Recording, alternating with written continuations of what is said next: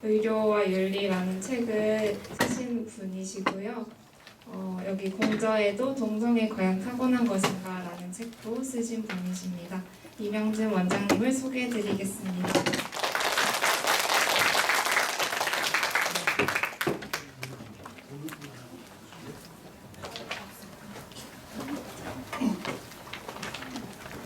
반갑습니다.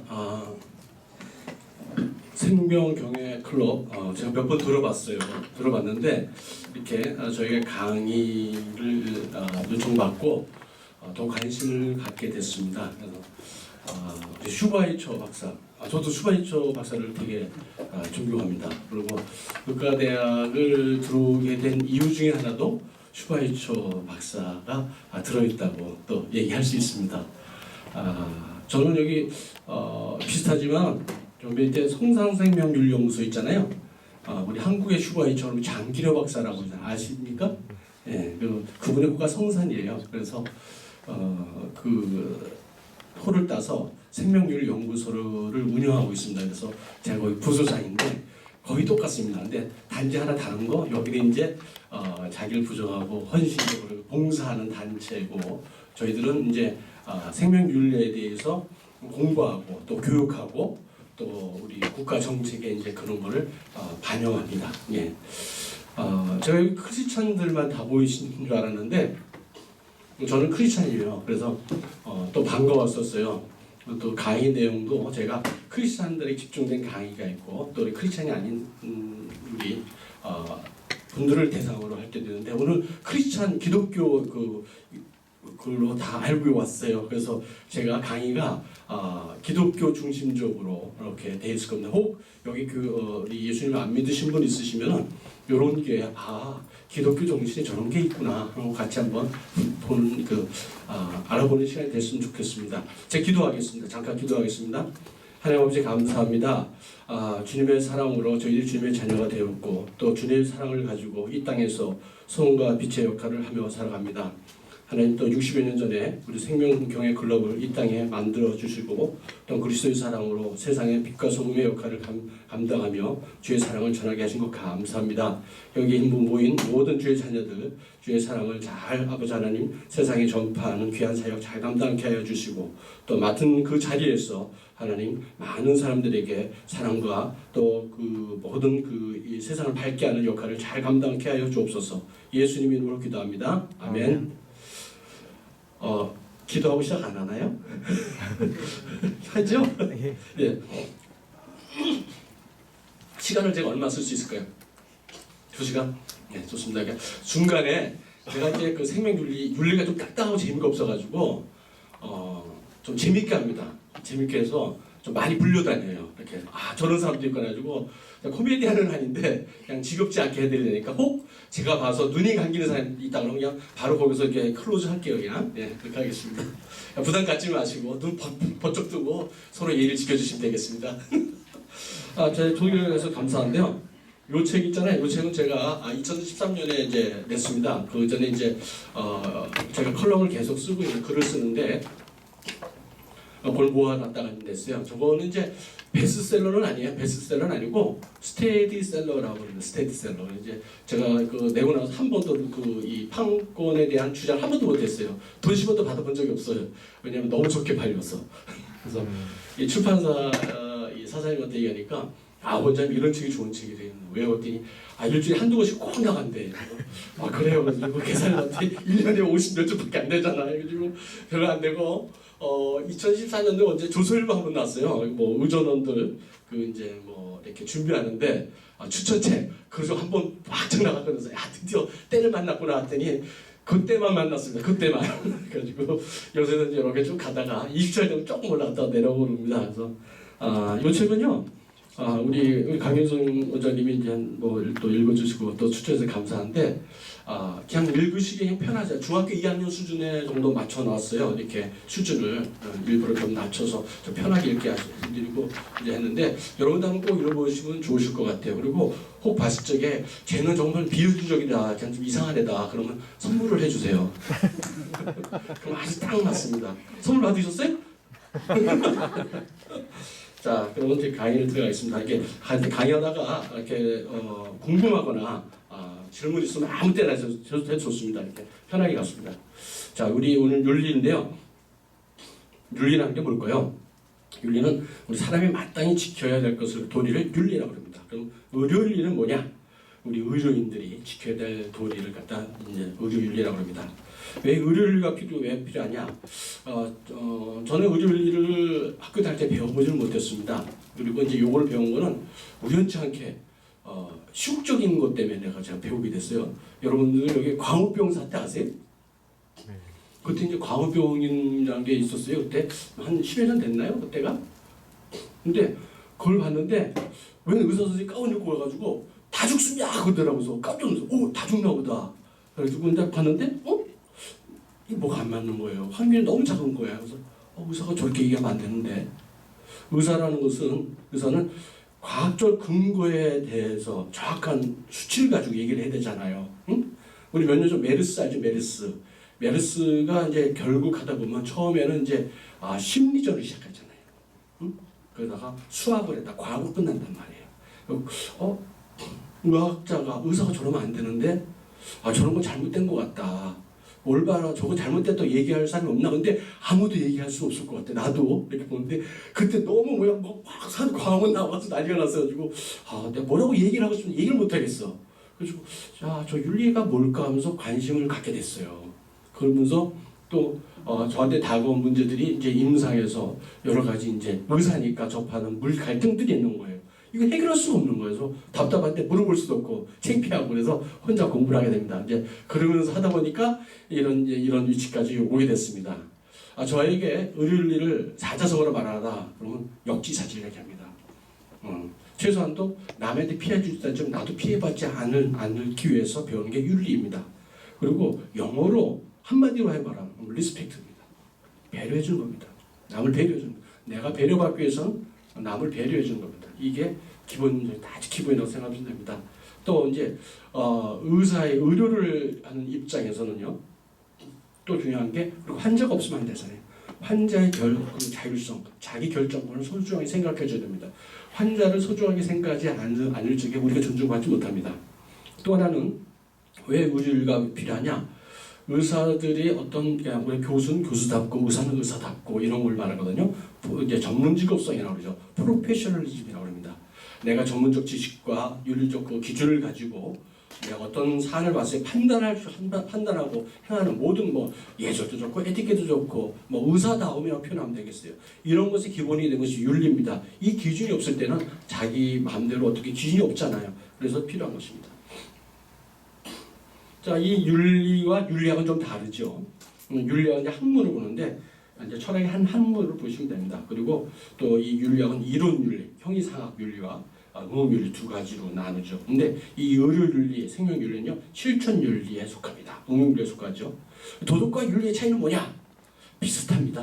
같은 부류입니다. 그런데 이 도덕은요 개인의 양심에 관련해 있고 강제성이 없습니다. 그리고 내가 어떤 걸 안 했다 할 적에 벌을 받지 않습니다. 단지 비난받을 뿐입니다. 근데 윤리는요 때에 따라서는요 어떤 시스템이나 조직 내에서 안 하면 벌을 가하기도 하고 페널티를 받기도 합니다. 일종의 강제성이 있습니다. 자, 오늘 생명윤리라고 하는데 이 소팅을 잘하잖아요. 이걸 갖다 하는 것도 저도 참 힘들었어요. 제가 공부하는데도 이거를 가리키는 분들도 이거를 정리를 잘 못하더라고 이거를. 그래서 제가 정리를 딱 했습니다. 가지고 제가 열심히 강의하고 다닙니다. 그래서 니들 나 따라와. 내게 맞는 것 같아. 근데 제가 정리를 했습니다. 윤리에는요 크게 전문적 윤리와 생명의윤리 두 개로 나눕니다. 그리고 생명의료윤리는 생명윤리와 임상윤리로 이제 나눌 수가 있습니다. 보통 이제 우리 프로페셔널 에틱스라고 그러죠. 이제 직능윤리, 의사 직능윤리, 간호사 직능윤리, 또 한의사 직능윤리, 수의사 직능윤리, 이런 것들이 직업윤리에 속한 겁니다. 이 생명윤리 그 중에서 생명윤리는 우리 과학이 의학을 발달할수록 계속 윤리적 문제들이 계속 따라오게 됩니다. 예전에 인큐베이터가 생기기 전에는 만들어지기는 우리 미숙아들이 다 죽었습니다. 생후 24주도 살지죠 요새? 그전에 다 죽었습니다. 그리고 예전에 이런 그 우리 심폐소생술이나 그런 약들이 없었으면은 또 많이 죽었죠. 항생제 없었으면 많이 죽었죠. 근데 이런 의과학이 발달하면서 계속 윤리적인 문제가 발생되는 거예요. 이제 그 중에 대표적인 것들이 첨단 과학에 관련된 문제들이 이제 생명윤리인데 배아줄기세포 연구라든지 유전자 검사라든지 장기 이식이라든지 시험관하기 또 이제 IRB라고 하죠. IRB 그러니까 우리 그 임상 실험하기 전에 이제 기준을 갖춰야 됩니다. 그리고 이런 것들은 어떤 거에 되냐 생명윤리 안전에 관한 법으로 우리나라에 정해져 있습니다. 여기 시험관학이 있는데 나중에 뭐 좀 보여드리겠지만 제가 이제 경희대학교 경희대 의전원에서 이제 생명윤 그 의사와 사회 그러니까 윤리를 한 6개월 정도 이제 한 3년을 강의를 했었어요. 그래서 궁금해서 여기 혹시 본인이 시험관학이 있는 출신 손 한번 들어보세요. 했더니 꽤 많이 들더라고. 그래서 깜짝 놀라서 내가 가서 이거 잘못 물어봤구나. 나는 그냥 농담 반 이렇게 재밌으라고 했는데 진지하게 싹 드는데 7-8명이 드는 거예요. 그래서 손 내리세요. 그래서 여기서 손 들지 마세요. 손 들지 마세요. 여기도 있을지도 모르더라고요. 그래서 나쁘다 그러는 게 아니에요. 절대. 그런데 인간의 욕심이란 게 계속 자꾸 나쁜 데로 자꾸 가다 보니까 이제 그런 게 된 거지 절대 나쁜 거 아닙니다. 또 하나 이제 의료윤리, 임상윤리. 보통 의료윤리다 그러면 임상윤리를 말합니다. 클리니컬 에틱스인데 대표적인 게 이제 어저께도 연명치료 중단해서 아주 그냥 엄청나게 그 학회인데 의료윤리 학회가 있었어요. 서울대에서 뭐 진짜 되게 악수하면서 친했던 사람이 막 얼굴 붉히고 막 싸워버렸어요. 아주 치열하게 싸웠어요. 그냥. 근데 그런 게 치열한 그런 논쟁과 이렇게 그 고민 속에서 또 하나 뭐 이렇게 나오게 되겠죠. 연명치료 중단 이런 것들 문제들 그다음에 과잉치료냐 과소치료냐 이런 것들이 이제 그 임상윤리에 속합니다. 이 전문적 윤리는 이제 그 대상에 따라서 4가지 정도 나옵니다. 제일 중요한 거 환자와의 관계, 또 하나는 동료와의 관계, 세 번째는 동료 의료진과의 관계, 또 하나는 교육자와 피교육자의 관계 이런 것들이 있습니다. 여기 계신 분들이 본과 4학년도 있고 이제 뭐 졸업하신 분도 있겠지만 여러분들은 의사들은 특히나 재밌는 게 이 전문직에서는 내가 올라간다고 내가 항상 이 배운 입장이 아니라 가르치는 입장이 됩니다. 항상 가르치는 입장이 됩니다. 이렇게 본과 4학년 되면 이제 여러분도 오스테오로지 할 적에 또 이렇게 머리 때려가면서 이렇게 가르치지 않았습니까? 머리는 안 뗐습니까? 전 머리 많이 맞았는데. 자, 하여튼 이런 윤리가 있습니다. 이 생명윤리, 의료윤리, 전문윤리는 어떤 곳에 정해져 있느냐?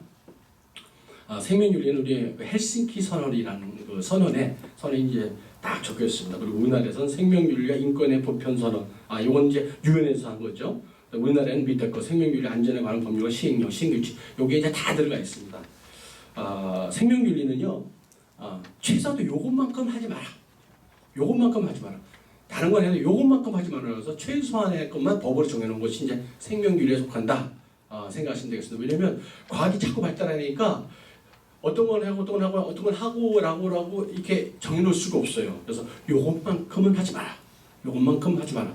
대표적인 게 인간의 생식세포와 그 동물의 생식세포를 섞지 말라. 뭐 이런 것들 있죠. 이런 것들 절대 하지 마라. 이런 것입니다. 그리고 이제 의료윤리, 임상윤리는요, 연명치료법이라든지 이번에 이제 8월달에 호스피스 법이 이제 발현되고 내년 2월에 이제 연명 의료법이라고 그러죠. 헬스 굿헬스법이란가 하여튼 그게 발현이 됩니다. 그다음에 의사들이나 의료법이나 윤리 강령 지침이 있고요. 전문직은 이런 이제 의료법과 강령 지침 등에 이제 이런 게 딱 정해져 있습니다. 자, 우리가 생명윤리를 왜 공부를 해야 되느냐? 기독교적 관점에서 저는 기독교적 세계관이라는 게 있습니다. 세계를 바라보는 관점에서 상당히 달라집니다. 내가 어떻게 바라보느냐에 대해서 어떤 안경을 쓰고 바라보느냐에 대해서 월드뷰가 달라집니다. 자, 그런데 이 기독교적 세계관에서 크리스찬들은 그걸 바라봐야만 크리스찬이라고 할 수가 있습니다. 크리스찬들은 그렇게 볼 수 있습니다. 기독교적 관점에서 사람은요 하나님의 형상을 본받아서 창조가 되었습니다. 그리고 우리는 우리의 소유가 아닙니다. 왜냐하면 우리가 아담과 하와가 죄를 원죄를 해서 하나님께 멀어졌습니다. 하나님이 떨어져 나갔습니다. 그런데 예수님께서 우리를 대신 피값 주고 사셨거든요. 내가 너희를 샀다 합니다. 그래서 우리 몸은 내 것 같지만 내 것이 아니고 하나님의 소유입니다. 그렇기 때문에 내가 관리를 잘해야 됩니다. 난 비록 청직일 뿐입니다. 그리고 우리 여러분 계신 한 분 한 분은요, 하나님께서 자기 목숨을 주고 사신 아주 그렇게 귀한 존재들입니다. 아주 소중합니다. 한 분 한 분들이. 그래서 나도 소중하지만 내 옆에 계신 분도 한번 보십시오. 얼마나 소중합니까? 그렇죠? 비웃지 마시고. 자, 아니 진짜 소중한 분들입니다. 그리고 우리들은 같이 연합체입니다. 지체. 여기 이제 여러분들이 다 뼈로 지체지 않습니까? 그리고 우리들은 하나님을 성령께서 우리 마음속에 계시기 때문에 우리가 지저분할 적에 참 얼마나 힘들겠습니까? 성령님께서. 그러면 깨어진 창이라는 그 이론이 있습니다. 길을 가는데 깨진 창을 바라보면 왠지 모르게 거기다 쓰레기 하나 던져놓고 내가 이 사람이 심리라는 겁니다. 예, 우리 마음이 항상 여기 계신 분들 깨끗하게 준비됐을 적에 우리의 사랑을 우리 이웃들에게 잘 전할 수 있습니다. 자, 하나님이 원하시는 삶을 이루어내는데 이 사랑은요, 하나님을 사랑하지 또 이웃들을 사랑하거든요. 우리 실천해야 되잖아요. 이것이 어떤 기준이 없으면 안 됩니다. 너희들이 세상의 소금과 빛이 되라고 그랬는데 빛을 빛이 못한다. 그럼 의미가 없겠죠. 소금이 소금의 맛은 없다. 그럼 길가에 버린다고 그랬잖아요. 그렇죠? 우리가 기독교적 세계관은 바로 이 소금의 맛입니다.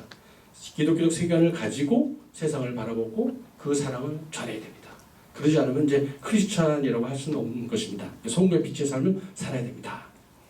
자, 근데 여기까지 기독교적 이제 관점에서 말씀을 드렸고, 기독교적 가장 관점에 한 가지만 덧붙인다면, 그렇다면 뭘 기독교적 관점이나 몇 가지 딱. 첫 번째 창조입니다. 창조를 믿어야 됩니다. 창조론. 두 번째 전적인 타락입니다. 우리가 타락을 했다. 세 번째 하나님 예수님의 구속이 있다. 네 번째는 우리가 부활한다. 이것이 기독교 세계관의 기본적인 틀입니다. 이 중에 하나라도 창조이다. 창조 못 믿겠어. 그럼 그것은 그 크리스찬 아닙니다. 크리스찬 아닙니다. 요새 뭐 진화론에 대해서 너무 얘기를 하는데 진화론이 얼마나 잘못됐느냐에 대해서는요, 혹시 필요하다고 제가 책을 권해드릴게요. 저도 크리스찬이지만 틀릴 것이 진화론은 믿지 말아야지 뭐 관념적으로 알고 있다가 제가 좀 더 과학적으로 이렇게 지식적으로 파고 들어보고 아무리 고민을 해도 이건 진화론은 아니다. 무에서 유가 창조될 수가 없다. 도저히 될 수가 없다. 변증록 철학적으로 변증록적이나 여러 가지를 다 찾아봐도 이건 창조론밖에 없구나. 확실하다. 라는 이제 확실히 듭니다. 그래서 창조론, 그다음에 예수님이 우리 구세주다라는 것, 그리고 우리가 부활한다는 것. 이 중에 하나라도 다른 얘기를 한다면 그건 이단입니다. 이단입니다. 이게 성경 공부 시작 같은데. 자, 이런 관점을 가지시고 여러분들이 봉사를 하셔야 됩니다. 왜냐하면 내 의로 할 수 있어요. 제가 오늘 이제 그 강의 부탁을 받고 인터넷 들어가서 이렇게 서치를 해봤어요. 구글인데 다 해봤어요. 그랬더니 여러분들이 처음 생겼을 적에 우리 슈바이처 박사가 우리 크리스찬티를 갖다가 막 가슴에 담고 나 자신을 부인하고 헌신. 그거 보고 참 마음에 들더라고요. 그래서 제가 이제 강의 내용을 이렇게 확 이렇게 쏟았습니다. 이렇게 착 쏟았습니다. 네. 자, 이제 우리 윤리의 접근 방식에 대해서 이제 지식적인 걸 한번 생각해 보죠. 여기 학교에서 들어본 분도 있고 못 들어본 분도 있을 거예요. 이제 간혹 이제 대학교에 의과대학이나 이런 데 대학원 의전원에 이제 제가 이제 강의 요청 받고 가서 이렇게 해보는데 이렇게 시키면서 이렇게 슬쩍 물어보잖아요. 요즘 말로 간 본다 그러나요? 이 학생들이 어느 정도나 알고 있을까? 그러니까 간을 보는데 의외로 맹탕이더라고요. 그래서 근데 깜짝 놀랐어요. 이렇게 훌륭하신 교수님이 계신 학교에서 이 커리큘럼이 왜 이러지? 그래가지고 깜짝 놀 때가 많아요. 그래가지고 하고 이제 강의하고 나면 이제 교수님 스쳐가지고 이분이 뭐지 그 파일 좀 내가 써도 돼요? 가져가세요. 제가 그건 항상 오픈입니다. 다 써도 됩니다. 쉐어할 때 지식은 공유할 때 의미가 있습니다. 첫 번째 의무론, 그 다음에 공리주의, 원칙주의, 덕의를 이런 게 있는데요. 의무론이라는 건 이제 칸트 아시죠? 칸트. 이송론의 이제 기준하는 겁니다. 결과보다는 그 다음에 의도와 의도가 중요한 거죠. 결과가 좀 잘못 나올 수 있습니다. 최선을 다했는데 결과가 좀 안 나올 줄도 있잖아요. 그럼 너 안 나왔으니까 진짜 꽝이야. 너 잘못했어. 이건 아니거든요. 최선을 다했으면 인정을 해주고 격려해 주잖아요. 괜찮아. 너 꼴찌도 돼. 잘했어. 2주 전에 저희 딸이 그 22.2km 마라톤을 완주를 했어요. 깜짝 놀랐어요, 제가. 그래서 야, 너 대단하다. 그래서 그랬더니 아빠 대단한 거 아니야. 3,000명 중에 2,500등 했어. 그래서 대단하다, 대단하다, 너무 대단하다. 우리 집에서 진짜 인물 나왔다. 내 박수를 쳐줬는데 이 그 의지가 대단하잖아요. 대단하잖아요. 참 귀하잖아요. 나는 아마 못할 것 같은데 대단하더라고요. 근데 하여튼 의지가 중요합니다. 저 의도가 중요합니다. 이게 의무론입니다. 또 하나는 공리주의. 이거는 야짜리 없다. 결과만 좀 되다. 뭐로 가나 어떻게 결과는 일단 좋고 봐야 돼. 이게 이제 의료 정책, 국가 정책에서 이런 걸 많이 쓰죠. 왜냐면 한정된 자원 가지고 공평하게 좀 어떻게 해보려니까 완전하게 다 이렇게 나누지 못하고 이제 최대 다수의 최대 행복으로 갖다 이제 좀 이렇게 하죠. 이런 거에 대한 이제 소설책이 돼지비계라는 소설이 있습니다. 혹시 한번 읽어보시면 좋겠습니다. 이게 아주 짧은 단편 소설인데 아주 좋습니다. 이 공리주의 상당히 나쁜 거 아닙니다. 이것도 상당히 중요한 건데 하나의 단점은 개인의 인권이나 프라이버시가 또 어떤 개인의 소유가 침해당할 가능성이 좀 있습니다. 또 하나는 원칙주의라는 겁니다. 뭐랄까, 야, 그거 우리 너무 어렵다. 그런데 좀 쉬운 거 없어? 있죠. 공식 같은 게 있죠. 딱 대입하면 이게 맞아 틀려. 특히나 이제 이 의사나 이렇게 전공 분야가 특이학과들은요. 그래, 긴 얘기하지 말고 내가 뭘 해 말어. 그것만 얘기해봐. 응? 그게 중요하죠. 해 말어. 그것만 알려줘봐. 그런데 나한테 얘기하든 말든 그걸 가르쳐달란 말이야. 근데 이거가 이제 내윤리를 네 가지 원칙을 딱 하면 대부분 많이 드러납니다. 우리 의료적인 문제학과는 생활사에서 딱 대입하면 드러납니다. 이렇게 웬만큼 딱 드러납니다. 내가 여자친구가 만났는데 여자친구의 자율성을 존중해줬어? 안 해줬어? 내가 내 여자친구의 마음을 상하겠어? 안 했어? 악행금지죠? 내 여자친구의 꽃을 사줬어? 마음을 기쁘게 해줬어? 선행이죠? 그리고 모든 여자친구한테 똑같이 내가 사랑을 베풀어줬어. 정의 법칙이죠. 뭐 이런 것들. 이런 것들이 있어요. 덕윤리는 뭐냐? 어떤 덕이 많은 사람들은 무슨 생각을 하든 다 맞는 생각을 하고 그렇게 할 것이다. 그리고 그냥 법 없이 살 수 있어. 그 양반은 정말. 그럼 그렇게 생각하시면 돼요. 이제 그러기 위해서는 좋은 롤 모델이 있어야 돼요. 롤 모델이 우리 여기 박진석 원장님이랑 강윤정 원장님이나 이제 이런 두 분의 훌륭하신 CF들이 계시잖아요. 이런 분들에서 밑에서 자란 여러분들은요 덕윤리가 충만하신 분들이에요. 그런데 문제가 있을 수도 있어요. 이분들 두 분 GF의 기준이 조금 틀리잖아요. 다 따라 틀려요 이렇게. 이게 덕윤리 한계점입니다. 이게 그래서 롤 모델 한계점이에요. 이렇게 자 이런 것들이 있습니다. 접근법은 어떻게 접근할 것이냐? 내가 위로 갈까 아래로 갈까? 자, 두 가지 방법이 있습니다. 위에서 하나는 탁 떨어지는 거, 탑다운 방식, 이제 하향적이라고 그러죠. 하나는 바틀업이라고 해요. 뭐냐? 아까 원칙이라죠. 원칙을 딱딱딱딱 대입해가지고 여기서 맞으면 맞고 아니면 틀린 거. 이거 이제 하향식입니다. 원칙을 딱 세워놓고 여기 맞으면 딱 맞는 거야. 그런데 그렇게 딱딱 잘라보니까 안 맞는 게 있어요. 해결을 못해요. 그럼 어떻게 할 것이냐? 그러면 한번 여러 가지 한번 생각해봐야지. 그럼 이런 사회적인 관점, 그다음에 이제 의료적인 관점, 보건적인 관점, 철학적 관점, 이런 여러 가지 관점에 대해서 사례를 다 모읍니다. 분석을 합니다. 사례 분석을 합니다. 그래가지고 요건 요렇게 해가지고 그러니까 좋은 점이 있고 어떤 나쁜 점이 있고 이렇게 다 분석을 해요. 그러다 보면 어떻게 가장 좋은 결론에 우리 추론에 이렇게 딱 도달할 수가 있어요. 요게 이제 귀납적 방법이랍니다. 귀납적 방법. 자, 하역적 방법은 이제 연역적이라고 하는데요. 3단도법과 비슷해요. 쉽게 말해서 인간을 죽이는 건 도덕적으로 그렇다. 안락사는 사람을 죽이는 것이다. 고로 안락사는 도덕적으로 그렇다. 뭐 이런 것들이 탑다운 방식입니다. 이 상향적 방식의 대표적인 것은요. 여러분 이제 아시는 분 있겠지만 보람의 사건이라는 게 있습니다. 보람의 사건은요. 사람이 죽었잖아요. 그런데 죽은 것만 갖고는 우리가 이제 거기에 이제 그 레저트 선생님하고 니턴 선생님하고 다 유죄 판결을 받았어요. 그런데 그것만 갖고는 세상의 일을 다 해결 못해요. 그랬더니 왜 그랬을까?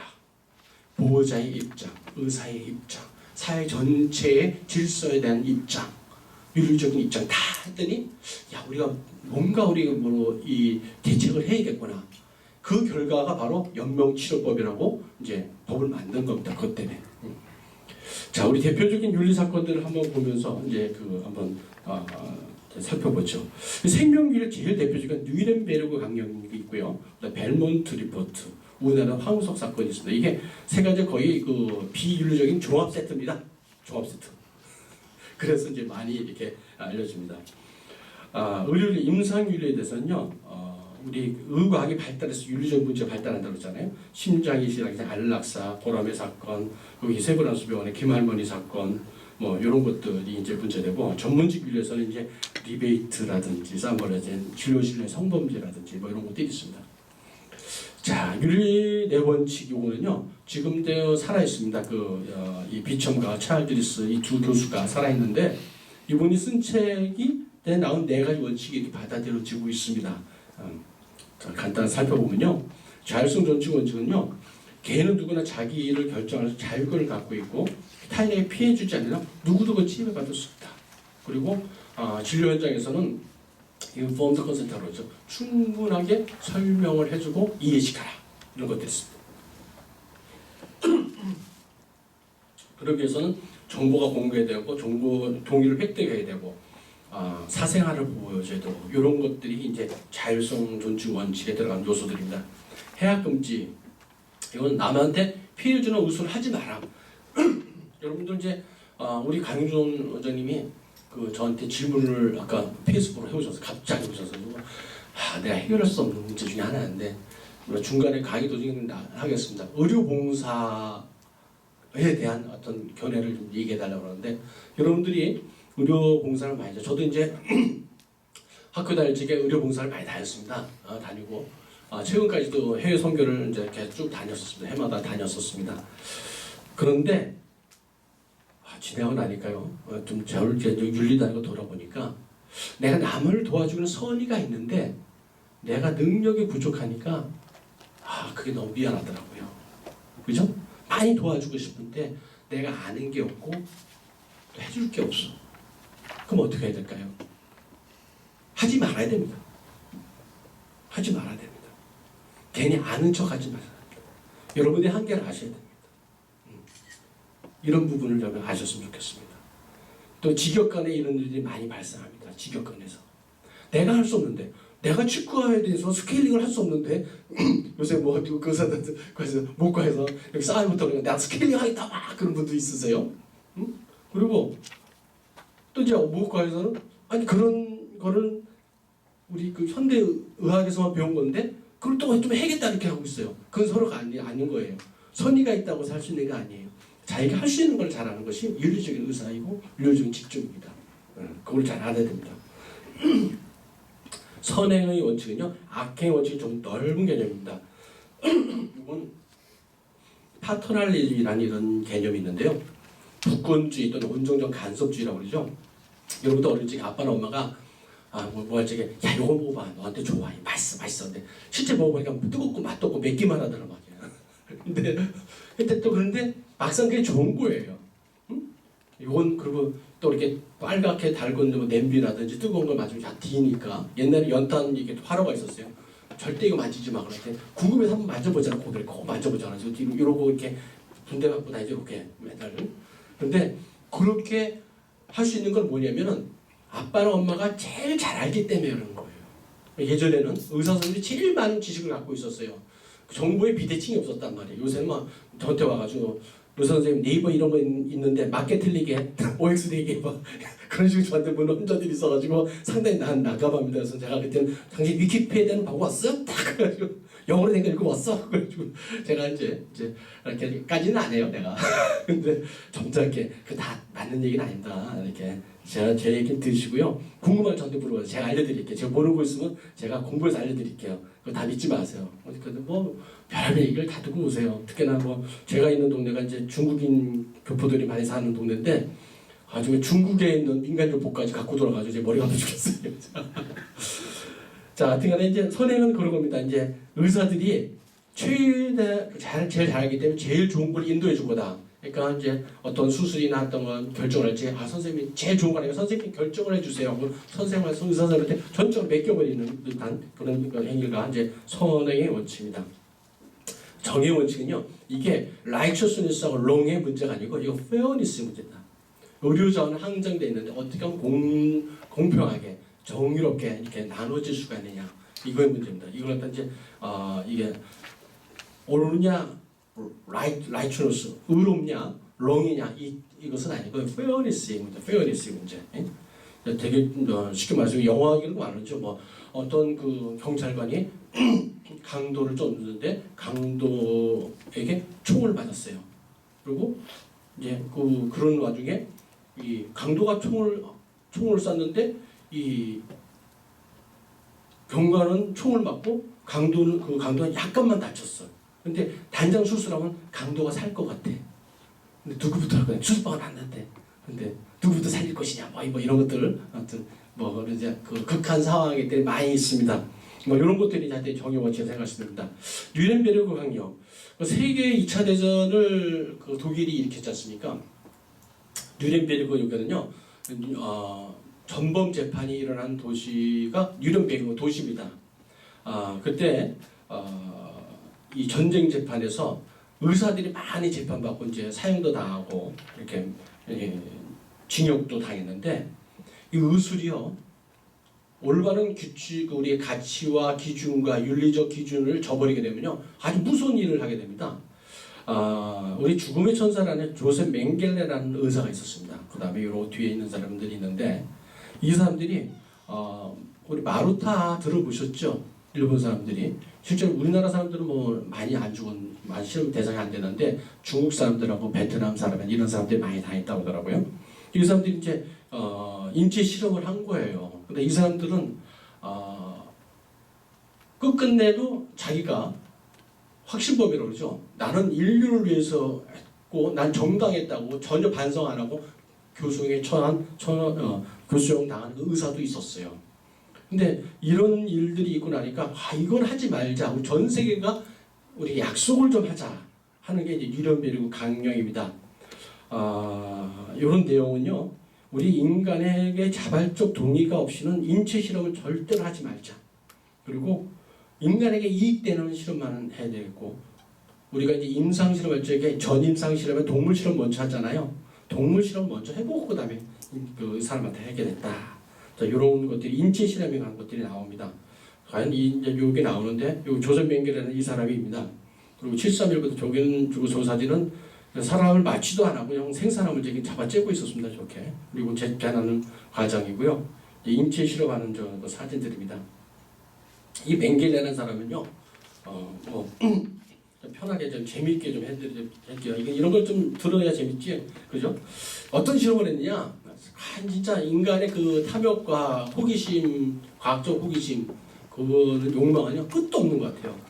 이 사람은 주로 이제 40만 명을 갖다가 인체 실험했다고 그래요. 40만 명을 상상할 수 없는 극악무도한 우리 그런 이 실험을 했는데요. 쌍둥이를 주로 했어요. 쌍둥이. 이 사람이 이제 장가를 가는데 자기 이제 장인어른이 우생하게 관심이 많았어요. 그래가지고 어떻게 이제 장가를 전략적으로 잘 갔는지 그 집에 장가를 갑니다. 그리고 장인어른을 이렇게 잘 보려고 우생하게 연구를 자기도 따라해요. 그러다 전쟁이 나서 SS 대원이 됩니다. 그리고 이제 그 포로 수용소에 이제 가게 되죠. 갈 적에 우생학을 연구하니까 쌍둥이가 딱 좋을 것 같단 말이야. 그 쌍둥이를 모았어요. 그래서 어떻게 하냐? 한쪽 쌍둥이에는 세균을 주고 한쪽에는 안 주는 거예요. 그래서 이제 쌍둥이가 죽으면 이제 한쪽에 세균에 감염된 쌍둥이가 죽지 않으면 둘 다 죽여서 해부를 해보는 거야. 어디가 어떻게 됐지? 이렇게 보는 거야. 너무 이제 잔인하죠. 그리고 이 사람들은 파란 눈이 우생약적으로 맞다고 생각해서 내가 이 인간들을 좀 우월한 인간을 한번 만들어 봐야지 가지고 눈에다가 파란색 이끌러 봅니다. 눈에다가 속이 좀 느끼하죠. 좀 있을 수 없는 일들을 많이 해요. 그리고 사람이 소금을 하나도 안 먹으면 얼마나 살까? 그래서 소금을 다 빼고 소금을 완전히 빼고 사람 음식을 계속 주는 거예요. 사람이 죽지요. 또 한쪽에는 계속 짠 거, 얼마큼 짠 걸 주면 이 사람들이 살 수 있을까? 그래서 계속 짠 거만 해서 그래서 죽이고 뭐 이런 실험을 합니다. 그리고 얼음물에 빠뜨려가지고 얘가 얼마나 있다가 죽지? 이런 실험하고 또 꽁꽁 얼었을 적에 사람이 다시 해동을 하면 살아날 수 있을까? 뭐 이런 실험들하고 또 세균 실험하고 이런 실험을 계속해요. 거기다가 이 사진이 있는데 위에 쌍둥이잖아요. 여러분 시험 쌍둥이 아니죠? 시험 쌍둥이. 어깨나 뭐 머리나 뭐 이렇게 팔이나 붙어서 나오잖아요. 그래서 야 저걸 한번 바꿔볼까? 그래가지고 이 옆에 이 이쁜 꽃모자 쓴 여기 아이들을 이렇게 붙여놔요. 지가 째가지고. 그래가지고 3일 만에 죽습니다 애들이. 근데 전혀 이런 것에서 뭐 이렇게 죄책감을 느끼지 않은 사람이 이 사람이 너무 잔인한 사람이죠. 이런 실험을 합니다. 그 밑에는 이제 관통 실험이거든요. 사람 세워놓고 여러분 이제 무게 성능 그러면 뭐 몇 사람을 관통하는 뭐 총의 위력거잖아요. 이게 이제 이런 실험을 했다는 거예요. 그리고 뭐 수탄 뭘 터치면 뭐 반경 얼마에 사람이 살상되고 이런 실험을 다 했습니다. 다 했습니다. 이 사람들이. 이 밑에는 동상 실험이죠. 이렇게 동상을 해가지고 이게 이 감각이 있나 없나 어느 정도의 감각 없어요. 망치로 때려보고 부러뜨리고 뭐 그런 실험 아주 잔인한 실험들을 많이 했어요. 근데 이 사람은 전후 전쟁이 끝나고 딱 다 잡아갔는데 도망을 합니다. 어디로 도망가느냐? 아르헨티나로 도망가요. 그래서 이제 거기서 세자가도 들어서 잘 삽니다. 그러다가 자기를 쫓아온다는 소식을 들었어요. 이스라엘 사람들이 끝까지 추적을 하지 않아요. 전범들을 계속 쫓아내는 소식을 알고 브라질로 도망갑니다. 브라질도 잘 살았어요. 그러다가 브라질 상파울로 앞에서 바다 수영하다 심장마비로 죽습니다. 그래가지고 몰라요. 근데 그게 한 5년 정도 있다가 추적하다 보니까 아마 그 사람이 그 사람 같다 해가지고 무덤을 팝니다. 파서 93년 내 이빨을 하나 딱 해가지고 DNA 분석했더니 멘겔라가 맞은 거예요. 이 사람 끝까지 전범밤에 못 세우고 이렇게 악행을 하고 이제 이렇게 그런 사람입니다. 이 마루타 731 부대 같은 경우는요. 여기도 의사가 이 이시중장이라고 의사예요. 그래가지고 이건 이제 그 마루타 실험 많이 했잖아요. 그런데 그거를 미국이 싹 가져갔어요. 또 그런 거 보면 참 답답해요. 그래가지고 일본의 의과대학에서는요, 그거 한 대과에서 자기가 반성한다는 그런 전시관을 만들어 놓은 데도 있고요. 그다음에 이제 어떤 대학에서는 정신과가 없어요. 정신과가 없어요. 왜냐면 그 우생하게 전범 그 시험에 자기들이 참여했다고 반성한다고 의과대학인데도 정신과가 없어요. 그런 과도 있습니다. 일본에. 이건 뭐 여담 한번 들으시면 되겠고. 또 하나는 이제 우리 생명윤리에서 우리가 알아야 될 거잖아요. 터스키기 매독 연구라는 게 있어요. 이것도 벨몬트 이렇게 리포트라는 게 나오는데 1972년에 이제 터스키기라는 지역이 있습니다. 그 지역에 흑인이 한 600명 정도 사는데 유독 거기 보니까 매독 환자가 많은 거예요. 시필리스 환자가 많은 거예요. 근데 여러분들 시필리스 이제 매독의 이제 특효약이라는 게 페니실린이라는 게 개발됐단 말이에요. 47년에. 근데 요걸 연구하기 위해서 일본 한 대 가서 피를 뽑으면서 빵도 주면서 내가 이 피 뽑는 게 너희 건강을 위해서 하는 거였더니 이 사람들은 매독에 걸리는 것도 모르고 치료받아야 되는데도 좀 이렇게 이 순진하고 또 학력도 낮으니까 고맙습니다. 빵 하나 받아 먹고 피 뽑아주고 하는데 이 연구소에 있던 한 사람이 보니까 이건 너무 비효율적인 일인데 왜 저 사람한테 약을 안 주지? 그래서 이제 항의를 했어요. 이건 저러면 안 되잖아요. 그랬더니 너 입 다물고 있어. 이건 인류를 위해서 큰 실험이야. 근데 이 사람이 도저히 양심상 이 마음이 담지 못해서 자기 친구 신문 기자에게 내부 고발을 하게 됩니다. 그래가지고 전 미국이 난리가 났습니다. 그래가지고 이제 알려지게 됐죠. 그래서 있을 수 없는 일인데 이게 이제 이번에 그 여자 대통령으로 출마했던 그 힐러리 남편 대신 빌 클린턴 이분이 97년에 불과 얼마 전에 이제 공식적으로 사과를 해서 우리가 잘못했다 이런 거 있습니다. 그래서 나온 게 벨몬트 리포트인데 3대 원칙이 있습니다. 인간을 존중해라. 자율성 존중과 충분한 정보를 위한 동의를 얻어라. 그 사람들이 피를 뽑았는데 이건 당신들을 위한 걸 잘못 롱 인포메이션을 줬잖아요. 이건 이제 법률적으로 말하면 기망이지 기망. 속였다는 거죠. 이러지 말라는 거고 해를 절대 입히지 마라. 그리고 착취하지 마라. 이런 것들이 이제 원칙입니다. 이러면서 이제 나온 게 이제 헬싱키 선언 아까 말씀드렸죠. 헬싱키 선언이라는 건데 이 앞에 두 개는요.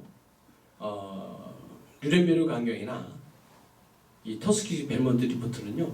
의사가 아닌 외부에 의해서 만들어진 것들입니다. 그런데 헬싱키 선언은 의사들이 먼저 만든 그런 선언입니다. 64년에 그 핀란드 헬싱키에서 이걸 만들었습니다. 그래서 인체 실험뿐만 아니라 이제 임상 연구하는데도 우리가 어떤 기준이 있어야 되지 않겠느냐 해가지고 만든 게 이제 우리 헬싱키 선언에 해당되겠습니다. 앞서 말씀드린 이제 임상실험, 전임상실험, 임상실험 있죠. 1상, 2상, 3상 이렇게 있잖아요. 제 병원 이제 서울대 신림동에서 가까운데 거의 버스 타다 보면 이렇게 임상실험 방학 때 전에 이렇게 딱 붙어요. 그러면 일주일에 한 60만 원, 70만 원 받는데, 예. 그래서 학생들이 많이 하더라고요. 그거를.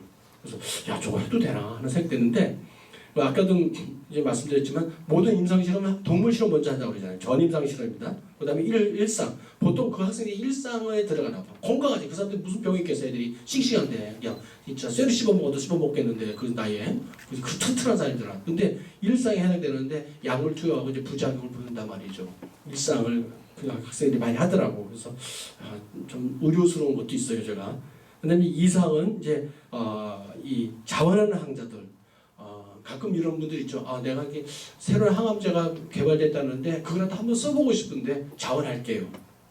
혹이라도 내가 해를 입거나 그것 때문에 부작용 때문에 죽어도 난 각오를 하고 내가 하겠습니다. 이제 쓰는 것들이 이제 2상입니다. 3상 같은 경우는 이제 그보다 더 넓은 것이죠. 넓은 부작용 같은 걸 보고하고 4상도 있습니다. 4상은 이제 실제 그래도 임상에서 이런 모르는 것들 있잖아요. 그런 부작용들을 갖다가 이걸 4상이라고 그래요. 자, 우리 황우석 사건. 황우석 사건은 참 여러 가지로 종합 세트인데 지금 이분이 아직까지도 이제 이렇게 어떤 일을 하시더라고요. 참 이분이 한 것에 너무나 많은 일들이 참 잘못되어 있어요. 첫 번째는 이제 체세포, 줄기세포 연구의 윤리성에 문제가 있는데 이 총체적으로 헬싱키 선언에 대한 연구 윤리를 다 무시했다는 거예요. 이분들은 이번에 뭐지? 나 헬싱키 선언이 뭔지 몰랐다 이런 얘기를 했는데 참 문제가 있죠. 첫째 논문 조작을 했다는 것도 있습니다. 거짓말을 했습니다. 학자 거짓말을 하면 안 되잖아요. 제가 캐나다에 갈 일이 있었는데 그때가 연평도 포교 사건 있고 나서 이제 딱 하는 옆에는 되게 지긋한 그 학자분 가셨나 봐요. 지금 우리가 학자지 이제 알았으니까 할아버지가 날 딱 보더니 왜 퍼 썼다고 도망가나? 나보고 캐나다 도망가니 연평도 사건 있고 나서 포교 사건 있잖아요. 그래서 가니 캐나다니까 이상한 사람이네. 할아버지 기사는 이걸 당하는데 내가 누군지 알아서 되게 이제 떨떠름했죠. 좀 모르겠는데요. 그랬더니 본인이 이제 그 세틀레이트 인공위성에서 이렇게 사진 찍는데 평광 사진을 찍는데 이 평광 사진을 카메라로 바꾸는 6명밖에 없는 기술자 중에 하나라는 거예요. 토론토 대학에 있고 그래서 이제 근무하는데 이 서울대학교에 또 경미교수라는데 인도에 있는 세틀레이트가 고장나서 잘 고쳐주고 간다는 거예요. 그래서 그러십니까? 그래서 되게 자랑하시네. 그래서 알겠습니다. 황우석 알아? 그래서 네 압니다. 했더니 내가 그거 잡아내는 사람이야. 그래서 또 무슨 말인가 했더니 그분이 한 일 중에 하나가 거짓말하는 사람들 있잖아요. 그 논문 잡아내가 세계에다 다 메일을 붙인대 이렇게.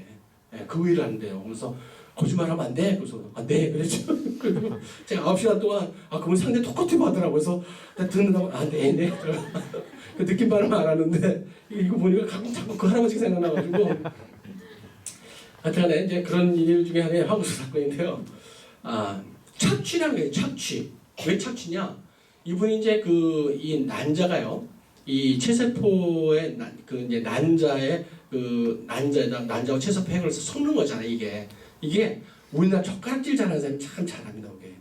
그래서 저도 알았는데 젓가락질을 잘하면 뽁 이렇게 뚝 짜면 이게 톡이 톡 튀어나와요. 톡 튀어나와요.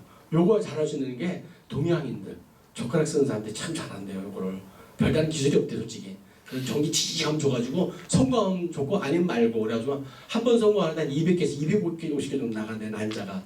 여러분들 난자는 어떻게 채취하는지 아세요? 시험관악이나 이제 그 불임 난임 때문에 이렇게 호르몬 이제 주사를 맞죠. 한 달 내도록 엉덩이 주사를 맞어요. 엉덩이 이렇게 땡땡해집니다. 그래가지고 이제 배란니를 딱 잡잖아요.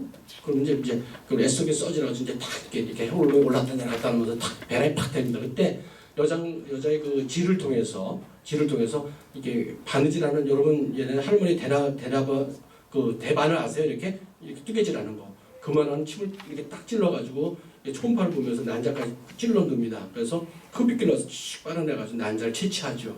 상당히 위험합니다. 그리고 그 호르몬 주사를 맞고 하는 자체가 복수도 많이 차고 피도 많이 차요. 상당히 위험한 거죠. 그런데 황우석 씨가 그 밑에 연구원한테 자꾸 얘기합니다. 난자가 부족한데. 근데 그 사람은 그 연구원은 논문을 써야 되는 입장에 있었단 말이에요. 그래서 딱 지나간 걸 난자가 필요한데 신선 낭자가 필요해. 아무도 주는 사람도 없고. 그러니까 이 연구원이 뒤에 알아챘습니다. 박사님, 제 걸 쓰세요. 착취죠, 착취죠. 그리고 모 병원에서 자기는 아니라고 그러지만 이제 저는 이제 뒷얘기 또 들었어요. 그랬더니 이제 난자를 갖다가 이제 불임 환자들한테서 빼면 10개 빼면 한 5개 빼가지고 또 빼돌렸어요. 이렇게. 이러면 안 되죠. 난자 매매도 있었어요. 그리고 불충분한 정보를 제공했어요. 그때 황우석 사태가 있고 나니까 우리나라 열렬 그 아줌마 부대가 줄을 섰습니다. 내 난자를 쓰게 나오고 그래가지고 줄을 쫙 섰어요. 여러분 인터넷 찾아보세요. 그 아줌마들 부대들 줄 있다니까 이렇게 줄 있어요. 저도 이제 우리 교회에서도 우리 아줌마들이 그 권사님들 집사님들이 딱 가서 권사님은 가셔도 나올 게 없어요. 아 가지 마세요. 근데 또 가야겠다고 해가지고 그때 내가 윤리적으로 몰라가지고 뭐 말도 못하고 야 그 저로 되나? 야 이거 너무 이제 불나방 같은 거 아니게 우려만 했었지 판단을 못했었는데 지금 보니까 야 정말 잘못된 거예요. 정말 잘못된 거예요. 이 우리가 할 수 있다고 다 하는 게 아니고요. 우리가 이들 그 어떤 돈을 번다고 해도 할 수 있는 게 아닙니다. 해도 되고 안 해도 해지 말아야 될 것도 있는데 이런 것들이에요. 가장 결정적인 건요. 우리 유영준 교수라고 이분 이제 가원대학교 이제 의과대학 교수죠. 의과대학 이제 학과장이신데 이분이 이제 내부 고발을 하죠. PD수첩에다가 하죠. 왜 했느냐? 전신마비라는 그 10살 되는 아이가 있었습니다. 근데 그 아이의 체세포를 꺼내가 자기가 줄기세포를 만들었다고 황우석 씨가 말했어요. 그런데 그 줄기세포는 가짜였어요. 그 아이 게 아니었습니다. 근데 이 유영준 교수는 그걸 알고 있었어요. 알게 됐어요. 근데 그걸 갖다 그 아이에게 주게 되면 그 아이는 죽게 돼요. 임상 실험이잖아요. 이런 위험한 백정 같은 일이었어요. 그래서 하면 안 됩니다. 근데 또 입담으로. 그러니까 그 생명을 보고 이 사죄 약속에 견딜 수가 없던 거예요. 유영준 교수의 그 부인은 이제 간호사하고 그래서 같이 거기서 황우석 박사 밑에서 같이 일을 했단 말이에요. 그래가지고 이제 아주 어려운 시기를 있었는데 제보자는 영어도 있었죠. 여러분 한번 봐보세요. 보시면 알 텐데 결정적인 건 바로 이겁니다.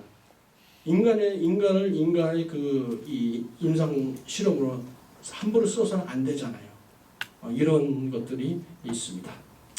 자, 우리 자기결정도 환자의 자율성인데 대표적인 게 사전 의료 요양서, 연명 치료 결정서, 우리 DNR이죠. 심폐소생술을 하지 않겠다. 수술 동의서. 그다음에 뇌사 장기 이식 서약서, 장기 기증서 뭐 이런 것들이 있습니다. 여러분 요 의미를 다 아시나요? 사전 의료 용사는 뭐냐면요. 내가 죽기 전에 유서처럼 리빙will처럼 써놓는 겁니다. 저도 썼어요. 저도 써놨는데 이제 열심히 써 돈까지 냈더니 이제 아직 그게 효력이 없다고 그러는데 저는 죽더라도 항암 치료를 하지 않겠습니다든지 나는 심폐소생을 하지 않겠다든지 난 혈액 투석을 하지 않겠다든지 뭐 이런 것들 전기 충격으로 뭐 내 심장 살리나 그런 거 하지 않겠다고 한 겁니다. 제가 왜 이렇게 하냐면 우리 아버님이 지금 83인데 저 세물 호스피스 병동에 이제 영감님이 돌아가신 영감님들과 할머니를 더 보살피러 한 달에 한 번씩 봉사를 가요. 그랬더니 날 부르더니 야 명진아 아들아 보자. 그래서 네 어머님. 그랬더니 너 내 죽고는 절대로 응급실 내려가지고 이거저거 꽂고 나서 중화질 돼가지 말고 그냥 편하게 하늘나라 가게 그렇게 해라. 그래서 저분이 가실 때가 된다 이상한 얘기를 하네. 근데 알겠어요. 가지고 따가지고 또 그러는 거였어. 내가 우리 어머니 아버지 저기 뭐 기분 나쁜 일 있으세요? 왜 자꾸 저런 얘기를 하지? 어디 저 양반이 그 생물 호스피스 갔다 오더니 좀 뭐 말이 많아졌다는 거야 가지고 그래서 아버님 뭐 얘기를 해보고 했더니 아버님 깊은 걸 깨달은 거야. 죽음에 대해서 깨닫고 오신 거예요. 어떻게 죽어야겠는가 그걸 알고 오신 거예요. 나보다 먼저 깨신 거예요. 연명치료에 대해서. 연명치료를 해야 되냐 안 해야 되는지 죽음이라는 걸 받아들이는 걸 딱 알고 오신 거예요. 그래서 이제 제가 눈을 뜨게 됐죠. 이건 뭐냐면 그런 거 있을 때 내가 당신이 그런 치료를 갖다 내가 스스로 결정을 써놓는 거예요. 제일 힘든 게 뭐냐면요. 요새 병원에서 중환자실에 들어가잖아요. 들어가면 이제 우리 기관 삭간을 하죠. 그럼 이제 인공호흡기를 달아놓습니다. 근데 이거 자꾸 이제 약이 좋아지고 기술 좋아지니까 계속 죽을 때까지 이걸 하는 거예요. 언제 죽을지 모르잖아. 이 양반이. 근데 이걸 안 했으면 편안하게 하나님이 주어진 삶을 마치고 빨리 가면 되는데 그 못 가게 하는 거예요. 그 하나님은 야, 이제 와라 그러는데 잠깐만요. 기계로 막 주사 막 주고 그냥 여러분들 중환자실에 가보면 알겠지만 다 벗겨놓고 하루에 2시간 정도만 묘면을 하잖아요. 근데 그런 거는 싫다는 거죠. 저도 그렇게 죽긴 싫어요. 그렇게 죽긴 싫어. 그래서 차라리 내 가족들과 함께 시간을 보내고 싶은 거예요. 죽음에 대해서 여러분들도 한번 이렇게 생명 경에 그러기 때문에 한번 생각해 보시면 좋은데, 죽기 전에 내가 어떤 시간을 보낼 것 상당히 중요합니다. 상당히 중요합니다. 내가 사랑하는 가족과 그 지지를 받으면서 내가 세상을 떠날 것인가, 아니면 내 마지막 그 순간에 가장 사랑하는 나의 아내나 나의 아버지나 나의 어머니를 에게 고맙다고 의사 표시를 하고, 어머니 사랑했어요. 여보 고마워요. 정말 나한테 이렇게 같이 살아서 고맙습니다. 인사라도 주고야 되는데 인사도 못하고 그냥 이 기관 튜브하고 말도 못하고, 그 다음에 정신 우리 멘탈 떨어진다 그러죠. 의식이 툭 떨어진다 해서 그냥 죽는단 말이에요. 너무 안타깝지 않아요? 그런 죽음이 싫다는 거죠. 그래서 원래 이제 중환자실은 사람이 살러 들어가야 되는데, 우리나라는 보람의 사건 이후에는 죽을 사람이 기다리고 있는 거예요. 다 거기서 죽는 거예요. 그러니까 정말 살 사람이 중환자실에 못 들어가는 거예요. 그러니까 맨날 뭐 바쁘면 누구 의사 선생님 없어, 아는 사람 없어, 어떻게 중환자실에 들어갈 수 없어. 아는 사람 있으면 뭐해? 자리가 없는데. 이제 이런 문제가 있단 말이죠. 그래서 나는 중환자실에 가기 싫다. 이렇게 쓰는 겁니다. 이렇게 미리 자기 결정해 놓는 겁니다. 그리고 외국에서도 이런 게 많았는데, 외국에서는요 라이센스에 이런 걸 딱 적어놔요. 자기 뜻을 이렇게 적어내가지고 딱 그러면 라이센스를 딱 보고 이렇게 알 수가 있죠. 그리고 그거 있기 전에는 문신, 요새 문신도 타투도 많이 하대. DNR 이렇게 쓰는 사람도 있어요. 여러분 인터넷 들어가봐요. DNR 치면 그 그림 딱 누르면 그 사람들이 DNR 쓰는 사람이 되니까 진짜 있어요. 이런 나는 심폐소생 하지 마라, 그런 뜻이죠. 자, 그런데 문제가 뭐냐면, 자기 결정권에 그리 어떤 폭풍에 들어가 있습니다. 내가 결정했으면 됐지, 당신 무슨 상관이야? 이건데, 이거를 갖다가 어떻게 생각할 것이냐. 이 다니엘 칼라레라는 이 윤리학자는요 이런 말을 했습니다. 환자가 스스로 죽음을 결정하는 그 안락사를 두고요, 고삐 풀린 자율성이라고 했어요. 거기 고삐 풀린 망아지라고 하잖아요. 그처럼 내가 자유를 누려 할 수 있다, 내가 결정했다고 다 모르는 것이 아니다. 다시 말해서 남의 피해를 주지 않으면 할 수 있다는 이런 개인주의적인 게 자유가 진정한 자유가 아니라는 거죠. 옳은 것을 할 수 있는 자유가 진정한 자유라고 합니다. 이런 성숙한 자율성의 개념을 우리가 가지고 있어야 됩니다. 그게 없게 되면요 질서가 없어집니다. 질서가. 아까 선행의 원칙, 악행금칙의 원칙 있잖아요. 히포크라테스 선서, 요새 히포크라테스 선서 아시죠? 그거는 옛날 거하고 다릅니다. 영 다릅니다. 아주 다릅니다. 내용이 아주 다릅니다. 옛날에 있던 것이 지금도 있는 것도 있지만 없어진 것들이 많습니다. 그 중에 대표적인 것이 뭐냐면요, 나는 칼을 사용하지 않겠습니다. 이런 게 나와요. 옛날 히포크라테스 선서는요. 아니 의사 칼을 안 쓰면 뭐를 해? 그런데 옛날 칼만 쓰면 다 죽었어. 다 죽었어. 왜 죽었을까? 감염 때문에 다 죽었습니다. 의사들이 이제 전래의학, 민간학 이역에서 현대의학으로 확 발전한 게 된 건요, 의과학의 힘입니다. 그 전까지는 뭐 피 뽑고 살 취업해가지고 그 사람이었어요. 대부분 비슷했어요. 그런데 1847년에 우리 소독수, 석탄수 있죠? 석탄수로 이 소독법이 개발됩니다. 그 소독을 했더니 사람이 안 죽어. 야, 희한하다. 그때부터 수술법이 확 뛰어오릅니다. 그리고 이 현미경이 발달되고 나서 처음에 이제 양파세포 이런 거 봤겠죠. 그러다가 세균을 밝게 됩니다. 세균이라는 게 문제가 있었구나. 그래서 세균학이 발달하고 또 항생제가 발달해요. 그러면서 의학이 급속도로 발달합니다. 또 하나 이제 그 렌트겐, 큐리 부위 렌트겐을 이렇게 발견하잖아요. 엑스선이라는 아주 대단한 발견입니다. 그러면서 이제 CT까지 이제 개발이 됩니다. 이러면서 의학이 발달을 해가지고 쫙 올라오는데, 예전에는요 이 항생제나 또는 이 소독 감염의 개념이 없을 때는요 다 죽었어요. 그래가지고 수술을 칼을 대지 않겠다고 그랬어요 옛날에는. 그래서 야 네가 모르면 하지 마라, 이렇게 이런 것들이 히포크라테스 원조에 있습니다. 지금 쓰는 건 1948년에 제네바에서요 옛날 거를 갖다가 지금 가져와가지고 이제 수정한 걸 갖다가 히포크라테스 선서다 내가 지금 쓰고 있습니다. 가장 기본되는 건 모름을 하지 마라. 그냥 놔두면 저절로 낫는다. 저절로 낫는다. 자, 이제 아까 말씀드린 이런 거 자신이 사는 이 한계를 알아야 됩니다.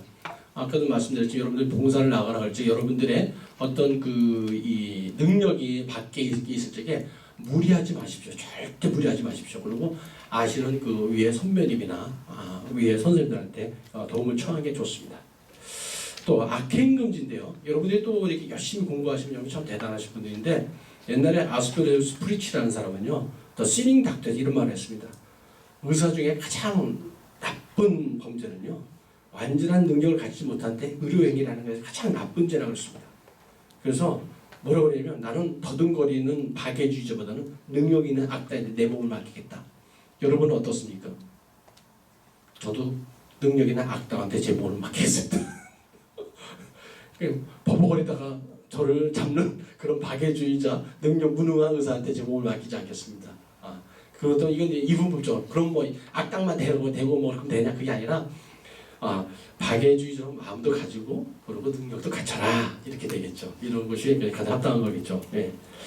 자, 우리 윤리적 관점에서는요 인간행위를 갖다가 한 세 가지 나눕니다. 꼭 해야만 하는 거, 절대 해서는 안 되는 거, 해도 좋고 해도 안 해도 좋은 거, 허용 가는 거 이런 세 가지 관점을 보고 우리가 이제 윤리적으로 이제 접근할 수가 있습니다. 자, 이제 우리 역사 중에서 이제 케이스를 하나씩 볼 텐데요. 줄기세포 여러분 만들어진 건 아시죠? 첫 번째 사람 난자와 체세포 핵을 결합해서 만든 게 있고요. 냉동 수정란을 이용한 게 있습니다. 이것도 이제 윤리적으로 문제가 되는데 우리나라에서 계속 이거 갖고 이 차병원에서 연구해달라 이제 이 시험관 아기를 갖다가 할 적에 한 번 하면 비용도 많이 들고 위험성도 많고 머리 복수도 차고 배피도 차고 위험성도 있기 때문에 한 번에 한 개 뽑으니까 여러 개 뽑습니다. 그래가지고 이제 수정을 시키죠. 수정을 시켜가지고 그걸 냉동 보관합니다. 질소에다 이제 액화 질소에다 보관을 해놓죠. 그러다가 그 실패하면 다시 꺼내서 해동해서 다시 쓰거든요. 그런데 그 필요가 없는 부부들이 있거든요. 그러면 이제 통보를 하고 이제 파기를 해야 되는데 야 그거 아까운데 그거 좀 실험 좀 하면 안 되겠느냐. 그래서 계속 얘기하면서 해가지고 우리나라에는 수정 후 14일까지의 수정란은 연구에도 좋다. 잉여 난자들을 수정란은 연구에 좋다고 법적으로 허가를 해줬어요. 이거 상당히 윤리적 문제가 있는 거예요. 수정된 그 순간부터 생명체거든요. 근데 그거를 허락을 해줬어요. 이것은 생명윤리에서 상당히 중요한 그 포인트인데 그냥 서로가 눈 감고 있는 부분인데 여러분들 관심 있게 보셔야 될 뿐입니다. 요새는요, 여러분들 그 셀폰들이 1세대, 2세대, 3세대, 4세대 있잖아요. 이것처럼 주기세포도 1, 2, 3, 4대, 5세대까지 나가 있습니다. 가장 기본적인 거, 잉여 수정란이 1세대라고 그러거든요. 그 다음에 이제 남자와 그 핵을 갖다 2세대라고 그러죠. 그 다음에 피부세포. 요새는 편도선 갖고도 편도선 일부 띄워가지고 조직 만들기도 합니다. 역분화세포 이런 것들은요, 우리가 이제 화학적 충격을 줍니다. 주게 되면 분해를 거꾸로 해요. 거꾸로 해가지고 이제 처음에 원시세포로 가는 거죠. 이런 거 역분화세포라고 합니다. 자, 이런 윤리적 문제에서 어떤 게 있냐면요, 배아주기세포는요 수정의 난자를 이용하는 문제점이 있죠. 그리고 대량 증식이 가능합니다. 그리고 모든 세포로 다 갈 수 있습니다. 그런데 어떤 세포로 갈지 모릅니다. 어떤 세포로 갈지 모릅니다. 뭐 지금 사람들 그걸 할 수 있다 그러지만 나는 뭐 그 사람이 어떤 거가 어디가 부족해서 그걸 갖다 하겠다 하지만 성공한 얘기가 한 개도 없습니다. 또 암이 생길 확률이 상당히 많습니다. 그리고 이 동물 시험 단계 아직까지 끝이 있고 이제 일부 어떤 사람이 했는지도 모르겠는데 그런 문제가 있고요. 지금은 윤리적으로 성체 줄기세포가 상당히 윤리적이라고 우리 보시면 됩니다. 대표적인 게 골수 이식하잖아요. 골수 이식. 우리 대퇴골역에서 골수를 뽑아서 이식하잖아요. 이런 것들이 이제 거기에 해당되겠습니다. 그런데 이건 대량 증식을 못하죠. 그리고 배아보다 이제 분화가 떨어집니다. 이런 문제점이 이제 서로가 장단점이 있습니다. 자, 우리 역사 중에 DNA가 이건 이제 유생학의 재등장이라고 그러는데 우리 제임스 왓슨하고 우리 클릭이 53년 4월 25일 날 이제 DNA라는 것을 발표합니다. 이 사람들이 상당히 이 머리가 좋은 사람들인데 실제로 자기 DNA 연구한 게 아니고요. 이렇게 보니까 얘는 요걸 공부해서 요걸 다 봤더니 이렇게 나선인 DNA가 되네. 그래서 자기가 모아가지고 발표를 했는데 상을 탔어요. 이 사람들이.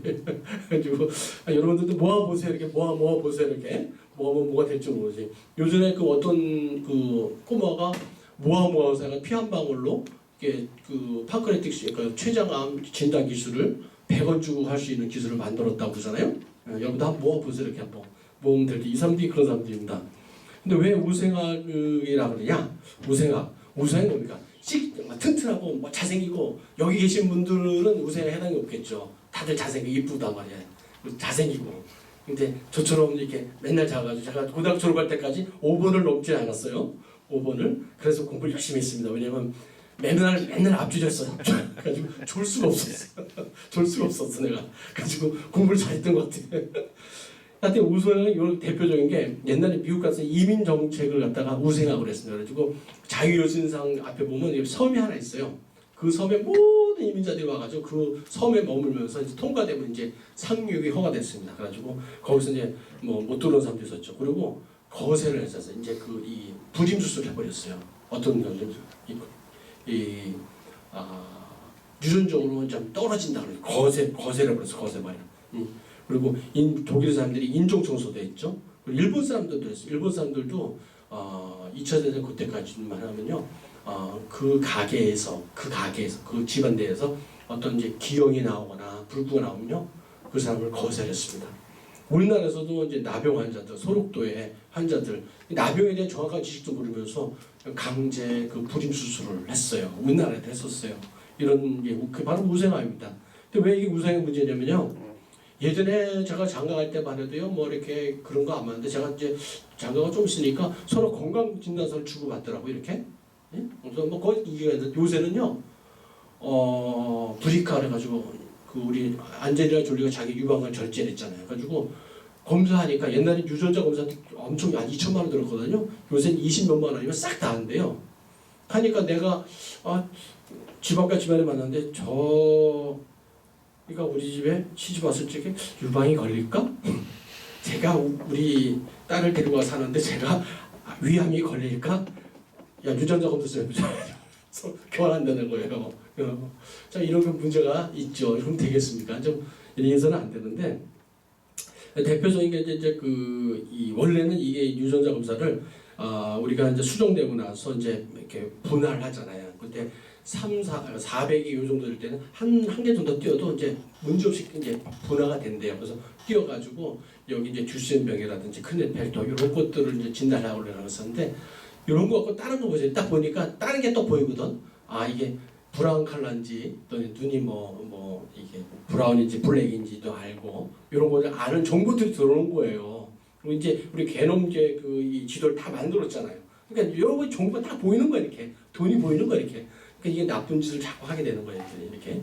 이런 것들이 있습니다. 요새는 또 크리스퍼 가이라 그래가지고 화학물질을 가지고 유전자 일부를 잘라내고 또 갖다 붙이죠. 그래가지고 이제 새 부모 아이 그런 얘기도 나오지 않습니까? 미콘드리아를 갖다 없는 아이들을 붙여가지고 이렇게 했다는 거 있는데 자꾸 이 사람들이 인간의 욕심이 끝이 없는 게요.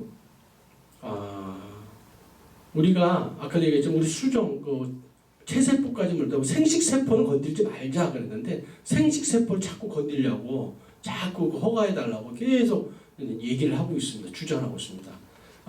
우리 여기 차병원에서도 지난번에 계속 그런 거 다 주장을 해가지고 아주 위험한 단계까지 갔었습니다. 지금 좀 중단된 상태인데 그런 일이 있었습니다. 그래서는 안 될 것 같습니다.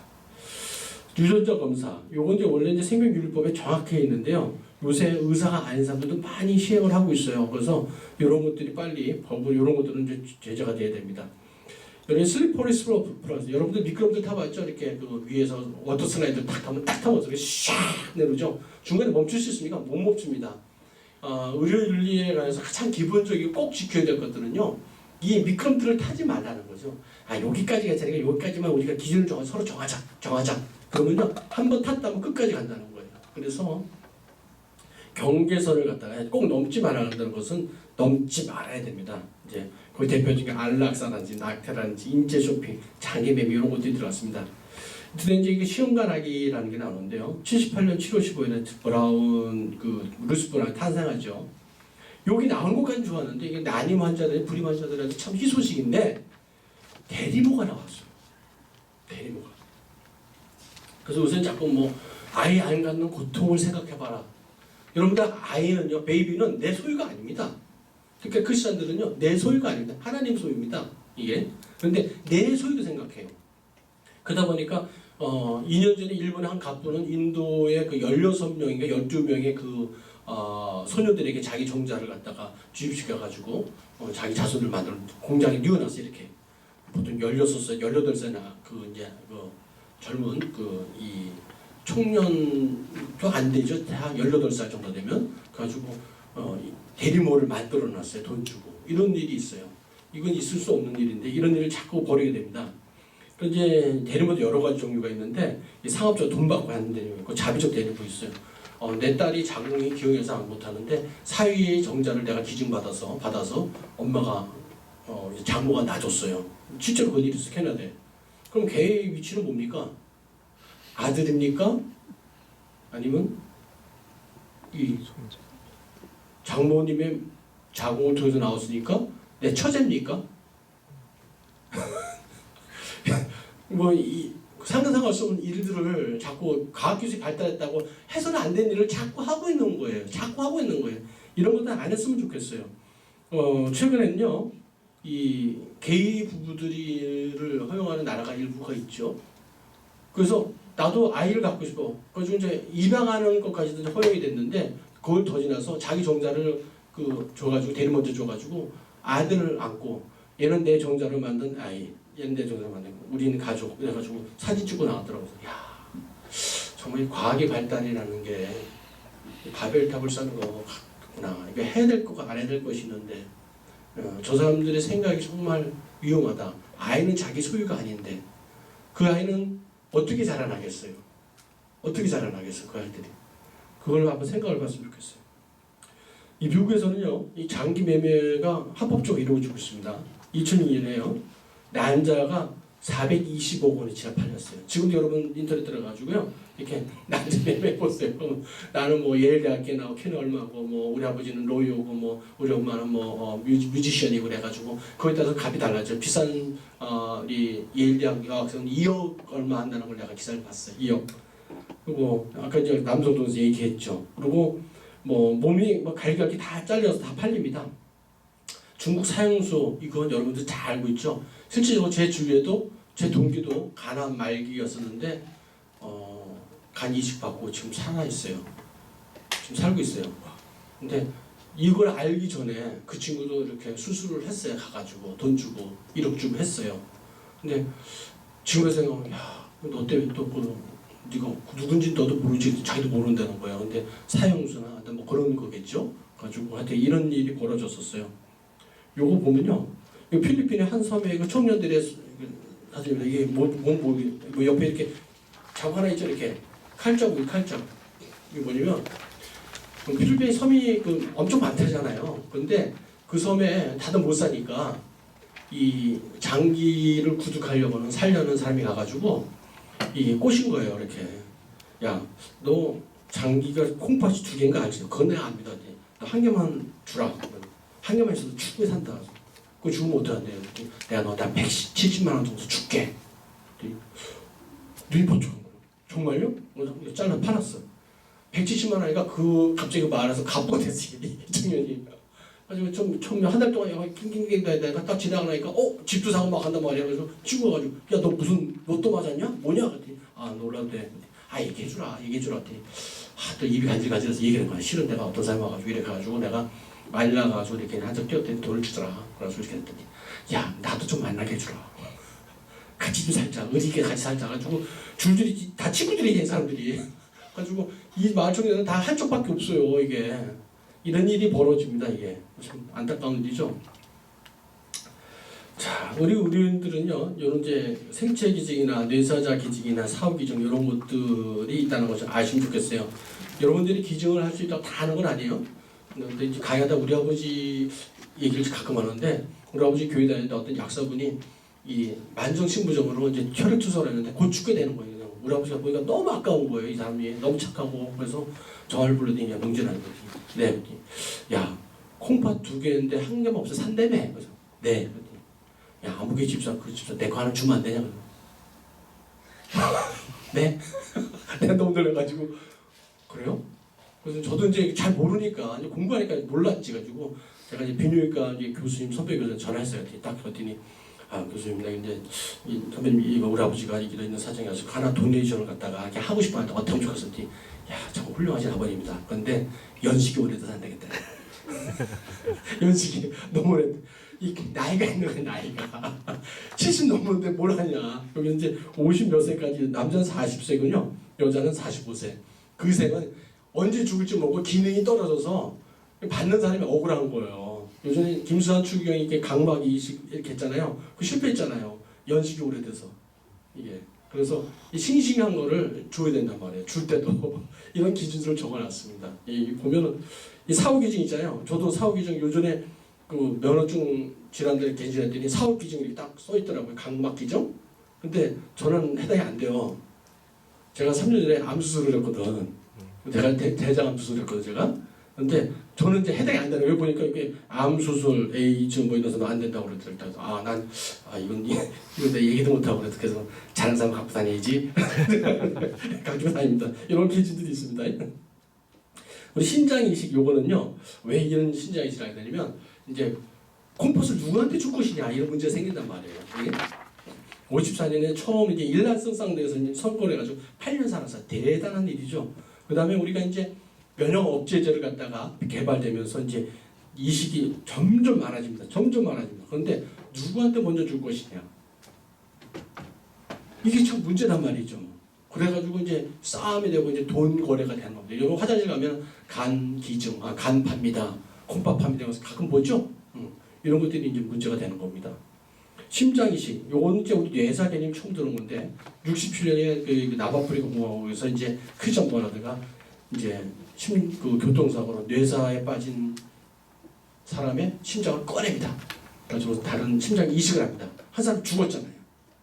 심장이 그때까지만 해도 심장이 뻘떡뻘떡 뛰고 숨을 쉬게 되면 우리 살았다고 표현하는데 이 사람은 뇌사의 개념을 갖고 있었다는 거예요. 가지고 나는 살인자의 누명을 쓸 수 있겠구나.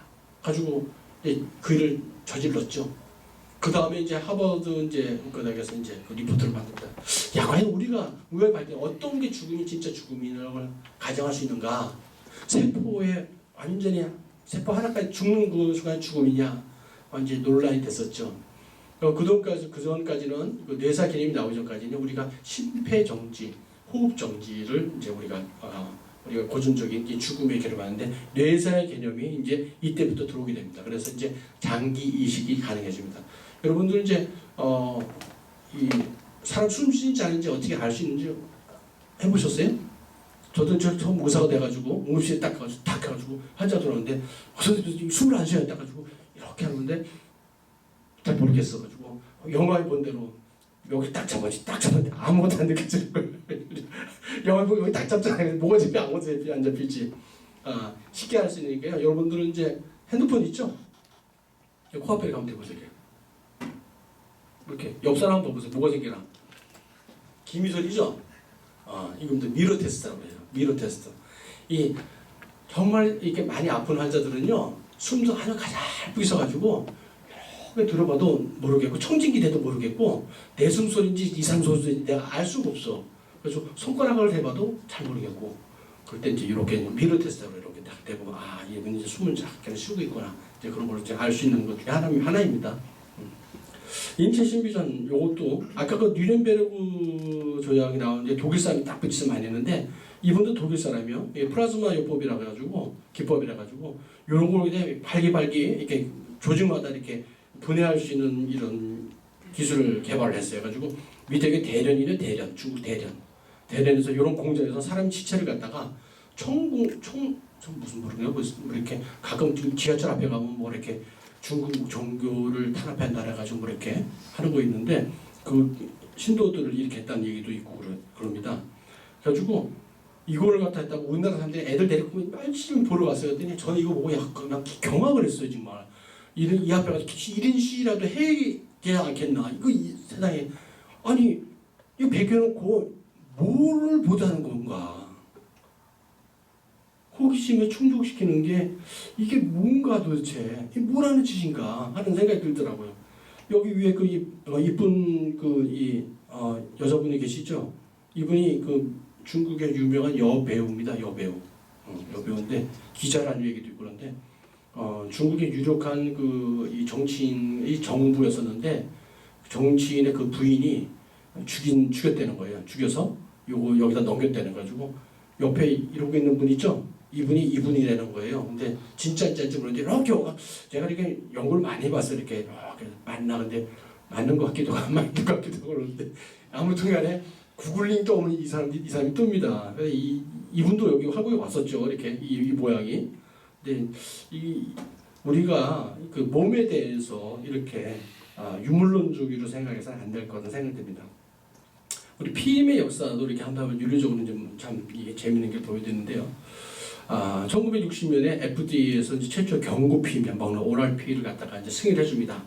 처음에는요, 임신이란 그 자체가 신의 법칙에 어긋나서 지금 못하게 했었어요. 그리고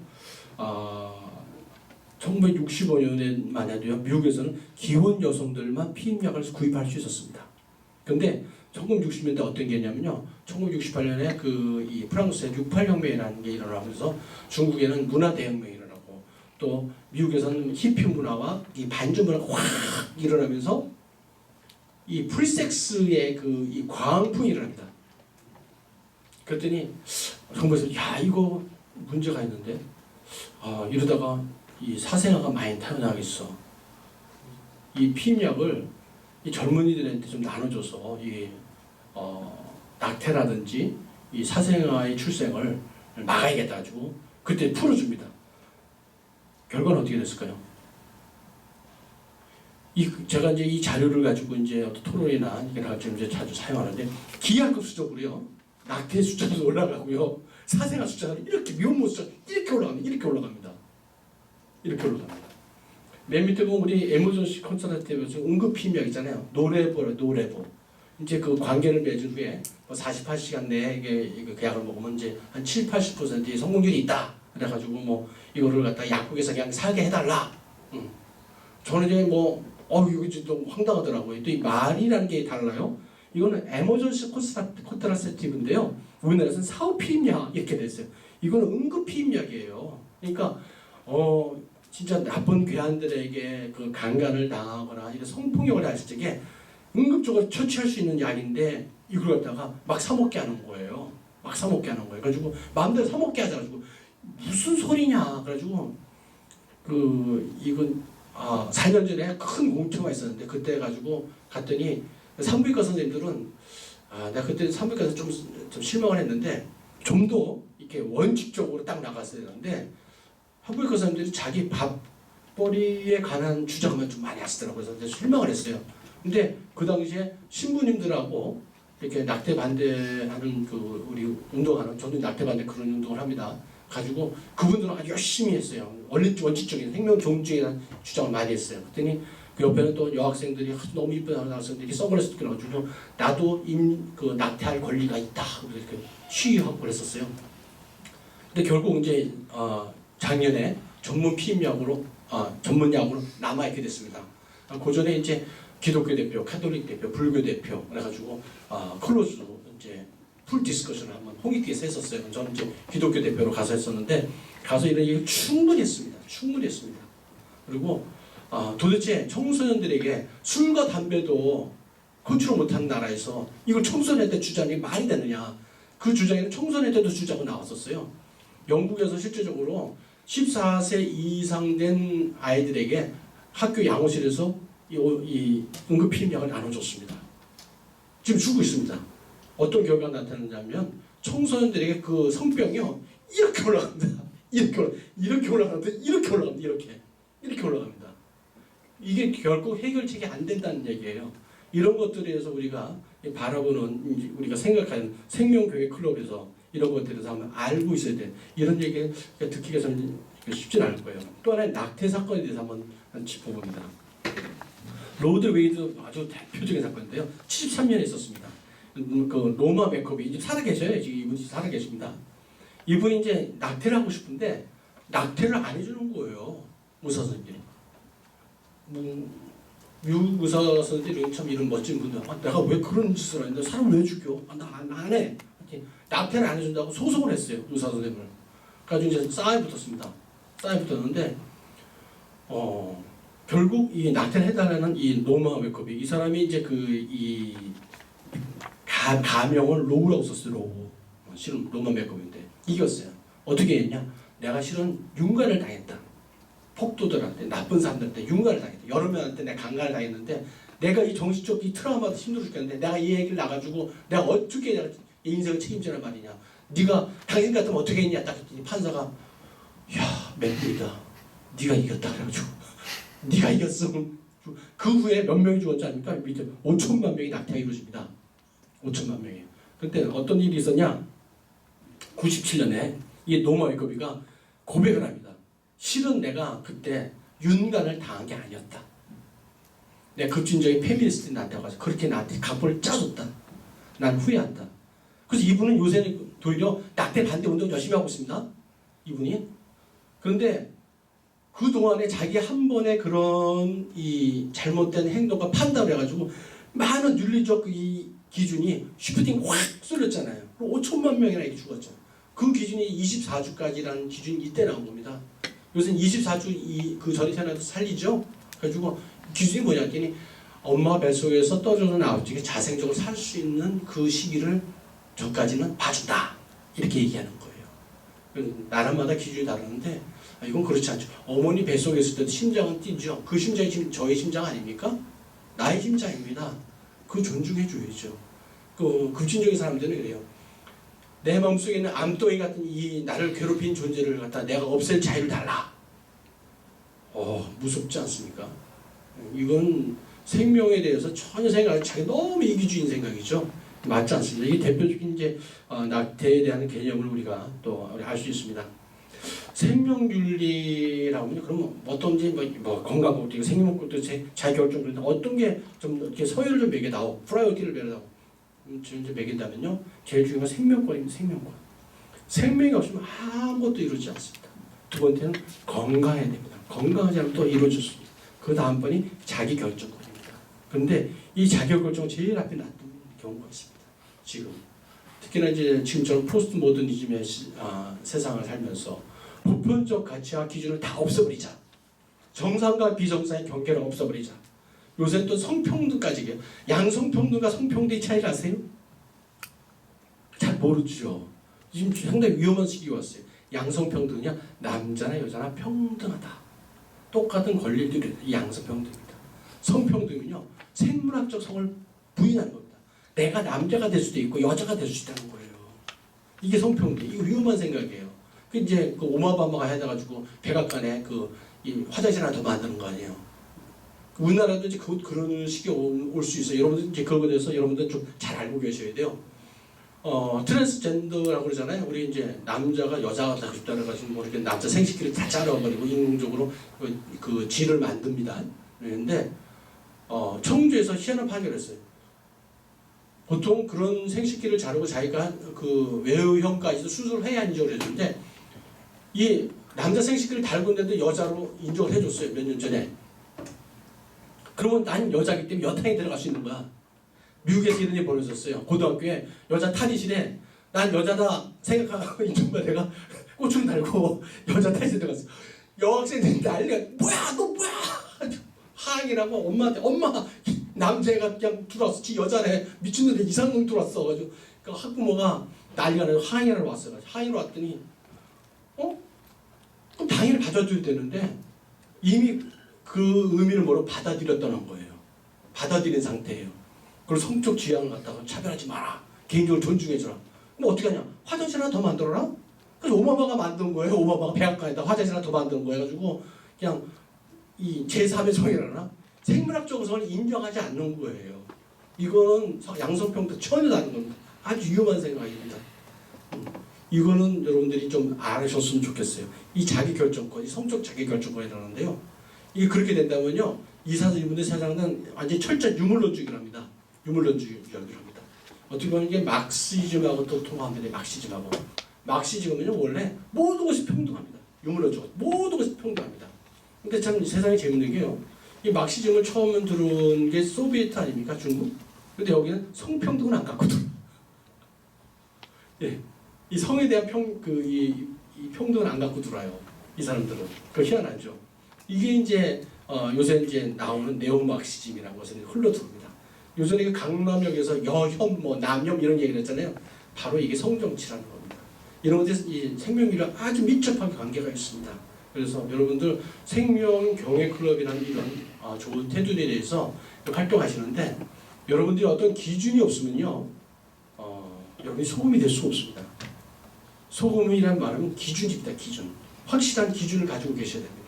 그게 없으면요, 요새는 포스트 모더니즘의 가장 그 대두되는 게 관용이거든. 관용. 이해해라. 이해. 그 입장을 해봐라. 그 입장이 대보니 기준이 없어져요. 질서가 없어져요. 윤리라는 건 내가 꼭 지켜야 될 도리입니다. 그 윤리가 없어져요.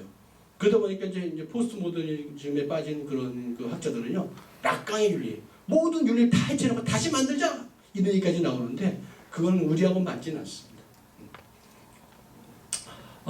성경이 제시한 규범들을 한번 정리를 해보겠습니다. 이제 다 왔습니다. 이 사랑이 되게 하나님을 사랑하고 이웃을 사랑하는 이것이 우리의 성경에 제시한 제일 큰 두 가지 강약입니다. 아마 여러분들도 실천하신 분이고요. 황금률, 네가 대접하고자 하면 대접을 해라 말씀이 나오죠. 마태복음 1장 7절 12, 이 바로 역지사지에 해당됩니다. 그리고 생기방이 참 좋은 것들이 많이 나왔습니다. 우리 가정을 지키기 위해서 부모를 공경하라 합니다. 그리고 살인하지 말라. 제일 중요한 것이죠. 그다음에 간음하지 말라. 성윤리에 관한 겁니다. 도둑질하지 마라. 정의의 원칙입니다. 거짓 증거하지 마라. 자기 약속은 좀 잘 지켜라. 또 내 이웃의 소유를 탐하지 마라. 정의의 원칙, 공평하게 하고 이해상주의 관계를 잘하고 남의 이익을 존중해서 이런 것들이 있습니다. 이런 것들이 기초돼 가지고 이제 많은 이 기준들이 이제 파생됩니다. 기독교 입장에서 이제 그러면 이제 우리가 제일 좋아하고 그래 해 말아 그거 좀 가르쳐줘봐 답 좀 가르쳐줘봐 가르쳐드릴게요. 낙태는요 우리는 기독교는 반대합니다. 그러면 반대하면 될 거예요. 어떤 대안이 있어? 피임과 성교육과 미혼모를 지원해주고 산부인과를 지원해줘야 됩니다. 그래서 도덕적 이 해이에서 벗어날 수 있도록 해줘야 됩니다. 안락사 문제, 우리 수술의 우리 목숨은 우리 것이 아니기 때문에 함부로 끊을 수가 없습니다. 그런데 이 사람들이 영화 보잖아요. 영화 보면요 정말 몰입됩니다. 제가 보는데도요, 이야 저거 안락사 허용돼 주는 거 아나? 이 정도로요 영상에서 그렇게 그냥 대잔하게 그냥 그 음악도 깔아주면서 영상을 막 그렇게 하니까요 쫙 빨려 들어가요. 근데 속으면 안 됩니다. 그래가지고 저도 그래가지고 고민을 빠지다가 다시 이게 마음을 다잡고 정리를 딱 보니까 이야 내가 거기 빠질 뻔했구나 이런 생각이 드는데 안락사는 아닙니다. 이걸 어떻게 막을 수 있냐? 사전 의료 의향서를 해가지고 내가 막을 수가 있는 겁니다. 그러니까 대개는 이제 대부분 이제 그 루게릭 환자들이 이제 그런 게 해당이 많이 되거든요. 너무 비참한데 나가 죽여다오 뭐 이런 것들이 있어요. 근데 그 전에 사전 의료 의향서를 자기 그걸 갖다가 가지고 더 이상의 치료를 갖다가 받지 않고 편안하게 내가 나의 남은 여명을 갖다가 하나님 앞에 가서 치료받을 수 있도록 그냥 저 생각은 그래요. 지난 주일날 제가 한 곳에 부산 갔다 왔는데 우리 선교사님 어머님 돌아가셨어요. 그리고 우리 이 파크라 택시에이죠. 돌아가셨는데 제가 마지막에 그 호스피스 병동에서 제가 그분을 위해서 기도를 해서 어떻게 기도하면 하나님 이분 많은 고통 중에 있는데 하나님 하늘병원에 빨리 데려가서 빨리 좀 고쳐주세요. 네 그렇게 기도했습니다. 하늘병원에 가서 빨리 좀 고쳐주세요. 그래서 통증 없게 하나님이 어떻게 계속 살게 해주세요. 네, 저 그렇게 기도했어요. 근데 이거 신앙이 없는 사람한테 얘기하면 근데 저는 제 가르쳐 볼 중에는요, 난 죽음이라는 것은 이제 잠시 쉬는 것이고 저는 크리스천으로서 영생의 삶을 살고 있는 사람이기 때문에 저는 영생을 살고 있거든요. 과정일 뿐이기 때문에 죽음이 겁이 나지 않습니다. 그래서 진정한 자기 신앙과에 있고 기독교 생활을 딱 봤을 때는 자기 가치관과 인생관이 딱 쓰게 됩니다. 아직까지 이제 젊은 분들이나 이런 분들 죽음 생각 안 하시는 분들이 대부분이잖아요. 그런데 죽음을 생각할 볼 필요가 꼭 있습니다. 아무튼 이제 사전 의료용사 필요하고요.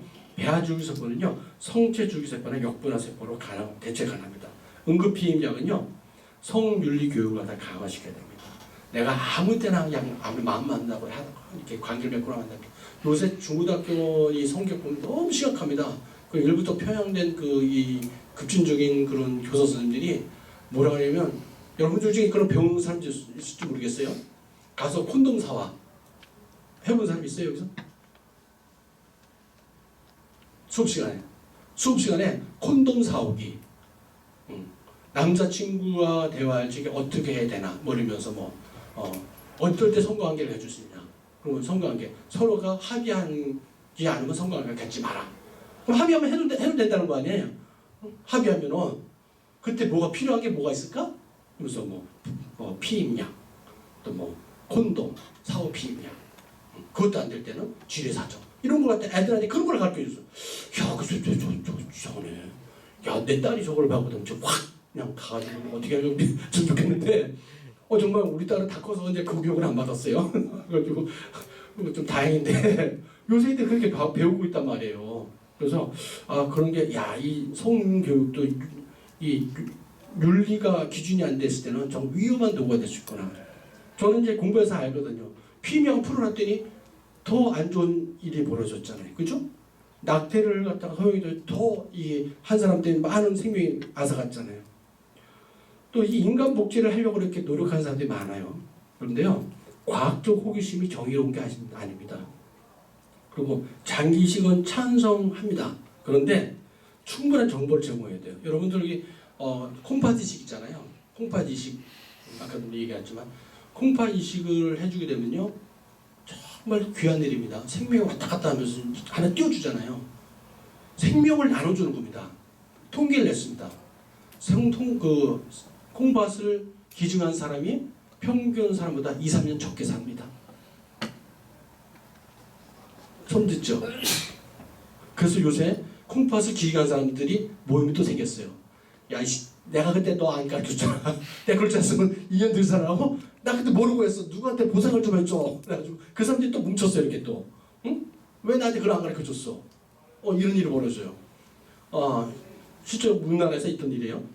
어떤 공장을 하던 사람이 만성신부전으로 콩팥 이식을 해야 되는데 어떤 참 착한 청년이 콩팥 이식을 해줬어요.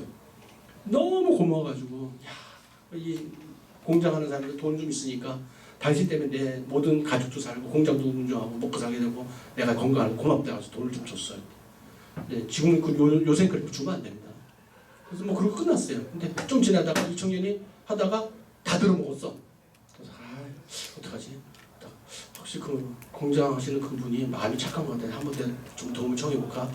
착한 마음에 그냥 그럴 수 있잖아요. 그래서 선생님 진짜 이런 일 이렇게 노력해야 안 되는데 제가 한번 도와줄 수 없을 것 같아요. 도와드려야지. 다시 같은 사람은 내가 도와줘도 돼. 성공해야 돼. 그래. 도와줬어.